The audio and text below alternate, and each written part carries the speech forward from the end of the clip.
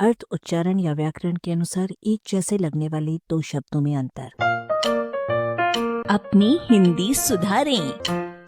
क्लेश और पीड़ा।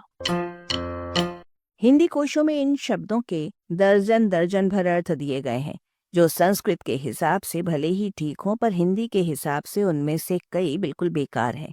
जैसे क्लेश माने अस्मिता, क्रोध, सांसारिक कामकाज, राग आदि, और पीड़ा माने उल्लंघन, टोकरी, करुणा, शिरोमान्य आदि।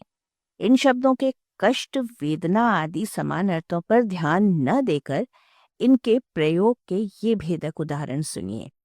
उनके घर में बड़ा क्लेश होता है, उनके बीच क्लेश है, वे क्लेशपूर्ण वातावरण में जी रहे हैं। उनके सिर और पेट में पीड़ा है, उन्हें अर्थाभाव की पीड़ा है, उन्हें काम पीड़ा है। अत्यंत सीमित निचोड़ के रूप में ये कहा जा सकता है कि हिंदी में क्लेश मुख्यतः कलह है और पीड़ा प्रमुखतः दर्द है। दूसरे कष्ट के रूप में क्लेश केवल मानसिक होता है, जबकि पीड़ा शारीरिक भी होती है। क्लेश में क्लिश धातु है, जिसका अर्थ कष्ट होना या कष्ट देना है, जो क्लिष्ट में भी है, जिसका अर्थ क्लेश युक्त से बढ़कर जिस शब्द या वाक्य का अर्थ बहुत सोचने पर और खींचतान से निकले ये है। वो दुरूह है, दुर्बोध है, कष्ट देने वाला है।